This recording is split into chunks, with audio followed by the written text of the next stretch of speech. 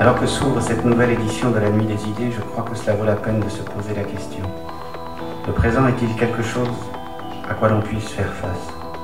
Se poser cette question, c'est déjà se demander quelle est notre position dans le présent.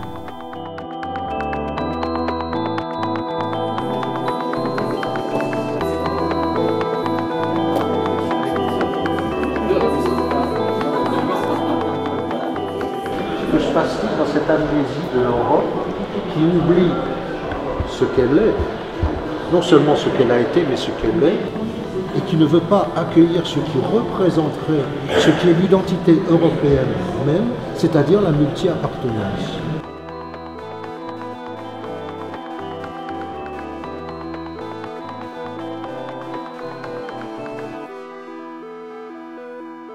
Sommes-nous en capacité, plutôt que de faire face, de faire volte-face, c'est-à-dire autrement d'éviter le présent, de le contourner, pour mieux préparer l'avenir? Je dois vous dire que sitôt que j'ai vu le titre de cette édition, j'ai été pris dans un tourbillon de questions secondaires. Quelle espèce de face-à-face peut-on avoir avec son temps? Et si face-à-face il y a, sommes-nous de taille? Suis-je de taille? Peut-on se battre contre une telle mesure du temps? Ne faut-il pas plutôt se demander de quel passé nous surgissons et pour construire quel avenir? Et quelle serait donc cette espèce de présent à quoi il faudrait faire face? Imaginons un instant un monde sans nouvelles, un monde où nous ne saurions rien de ce qui se passe au présent, où il n'y aurait que maintenant, ici, cet immédiat-là, de l'immédiat, c'est-à-dire un monde non médié, sans médias. Nous n'aurions plus à faire face à rien. Nous ne serions pas face. Nous serions tout simplement au présent. Dire face au présent, c'est, il me semble, parler d'un présent des nouvelles qui tombent, un présent qui nous est rapporté de loin par ces nouvelles. C'est donc parler d'un temps qui s'éloigne.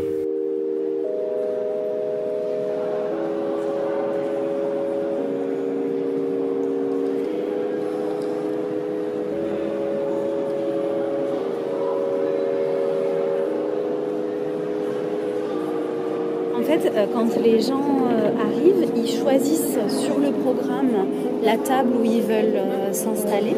Et alors, nous, on leur donne un ticket.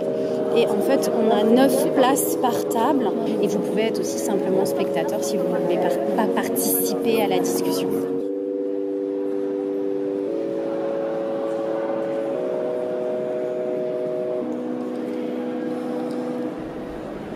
Le migrant est celui qui peut témoigner d'une multi-appartenance. Ce qui est absolument remarquable avec les migrants que j'accueille dans la région de PACA, ce sont des jeunes gens en général qui ont appris la langue du pays qu'ils ont traversé.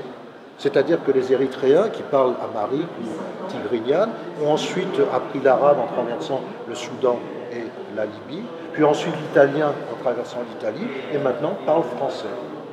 C'est-à-dire qu'il y a pour eux une installation dans la migration. Ils ne sont pas migrants venant d'un territoire et allant vers un autre territoire, mais ils sont migrants. Or, on leur refuse cette individualité. On parle des migrants, les migrants. Ce présent-là, c'est un actuel informé et désinformé à la fois. Un actuel de news et de fake news, de faits et d'interprétation de faits, de plots, comme diraient les Anglais, et de complots, d'inspiration et de conspiration. En somme, un actuel batailleux rempli d'événements rapportés depuis le lointain de la nouvelle. Dans cette nuée-là, dans ce concert désorienté, dans cette bataille, je ne suis pas certain que l'on puisse faire face. Car pour faire face, il faudrait pouvoir courir partout, en tout lieu, en tout sens. Dans le présent intelligent où nous vivons, et je dis intelligent parce que c'est un présent de liaison, de connexion infinie, tout semble survenir dans un entrelac de causes qui nous débordent, où les responsabilités renvoient à des chaînes complexes d'interdépendance, et la somme des drames et des gravités qui nous sont rapportés dans ce présent au chaînon manquant est telle que nous ne savons plus où donner de la tête, nous ne savons plus à quoi faire face, nous ne savons plus à quoi tenir et quoi retenir. C'est notamment ainsi que je m'explique la transformation de toute parole, action, acte public en exercice de communication. Car j'y vois une tentative désespérée pour atteindre un présent inatteignable, pour se manifester dans un temps qui partout échappe, au loin. Une tentative désespérée pour avoir prise, pour s'appuyer. Mais je reviens maintenant à cette face du présent, verticale, médiée, éloignée, auquel, suivant le thème de cette édition, il faudrait trouver une manière de se confronter. Et pour organiser cette confrontation, j'ai tenté d'établir une liste, afin de rendre compte de cette gravité, de ces drames, ourlés dans le temps qui est là. J'ai tenté d'établir une liste factuelle, pensant qu'elle m'aiderait à définir ce qui serait la face du présent, ou plutôt son revers, ce pile du temps qui nous matraque, qui est à la fin le revers du moderne, ce qui vit dans le déchet de tout ce qui croit. Eh bien, autant avouer que cette liste, je ne l'ai pas terminée. Je n'ai pas pu la terminer. Est-ce donc ça le présent? Un présent du souvenir de ce qui a été, une liste infinie de ce qui perd, la continuation, le stationnaire du drame. Un présent, si vous voulez, vu par les yeux de l'ange de l'histoire, où s'enregistrent nos catastrophes, où nous n'aurions pas d'autre pouvoir que de regarder ce qui tombe, et parfois d'adoucir, de freiner la chute de quelques-uns, de quelque chose.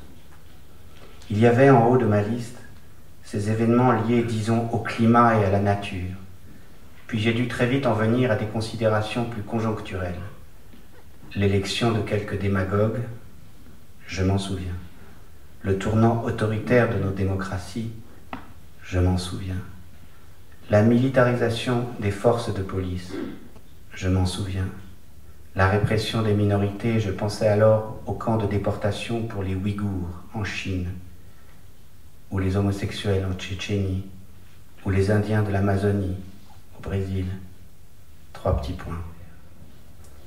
Était-ce ça le présent? La somme de tous les drames, de toutes les désespérances à quoi nous sommes confrontés. Et si c'est bien ça, cette espèce de liste de la noirceur du temps, comment puis-je y faire face? Comment pouvons-nous y faire face?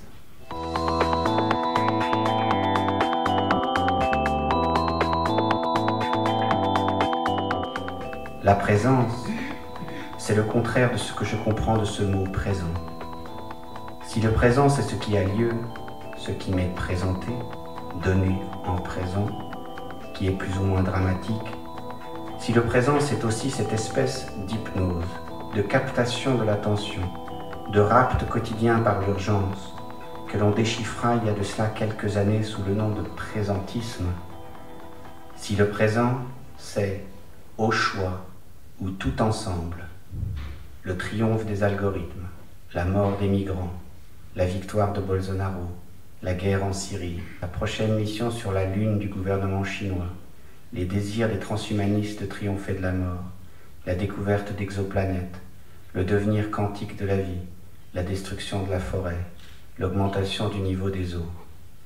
Si le présent c'est tout ce qui m'est rapporté, qui me désordonne, me diffracte, m'inquiète, m'engage, me mobilise, me déporte, m'oblige, me condamne, m'horrifie, me requiert. Si le présent à la fin, c'est ce qui s'impose, alors je dirais que la présence, au contraire, c'est ce qui me repose. Et je me permets de souligner ce qui sera le premier axe de ma déposition. La présence, c'est ce qui me repose. À la différence du présent médié, dramatisé et dramatique auquel nous sommes sommés de faire face, la présence, c'est bien ce qui m'offre la possibilité de retrouver une position. Le présent s'impose, mais la présence me repose. Se reposer, c'est ça. C'est laisser aller tout ce qui m'exténue, m'épuise, m'emporte et finalement s'oppose à ce que je tienne en place. c'est laisser aller ce qui m'empêche dans le flux de reprendre pied. Reprendre pied, me reposer. Ces actions qui devaient être le cœur de notre tâche, de notre effort, dans un temps qui exténue. C'est ça, c'est réatterrir, c'est remettre pied à terre, et par voie de conséquence rompre avec l'histoire ascensionnelle qui nous a portés à regarder vers le haut, toujours vers le plus haut, le plus puissant, le plus affranchi.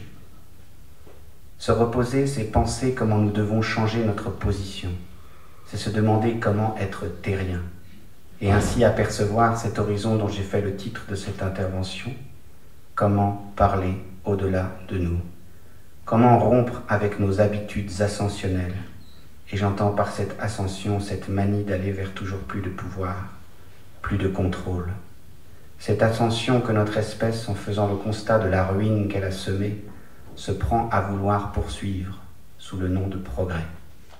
Réapprendre à s'instruire, à se former, réapprendre à se nourrir, réapprendre généralement à vivre et finalement à regarder, se reposer dans le monde, changer notre position, quitter ce sommet de la chaîne alimentaire pour redescendre en un lieu de plus juste mesure et parler pour un plus vaste parlement, pour un plus grand nombre d'espèces et de formes de vie, parler au-delà de nous. Ce présent avenir n'est pas seulement le fruit d'un combat pour la réparation, le rééquilibrage ou la survie, car ce qui s'annonce dans cet âge, c'est un nouvel élargissement. Et pour ceux qui ont fait quelques études de philosophie, un élargissement de l'ontologie, des choses qui accéderont à la dignité d'être, à la dignité de sujet. Après plusieurs siècles d'exploitation, d'usure, de colonisation du vivant, nous commençons à comprendre qu'il nous faut reposer les termes de notre habitation, les termes de nos représentations, de nos communautés, pour appeler les glaciers, les forêts, les lacs, les rivières, les montagnes, l'ensemble des ressources du vivant à la présence, et ainsi élargir les termes du contrat, notre contrat avec le monde.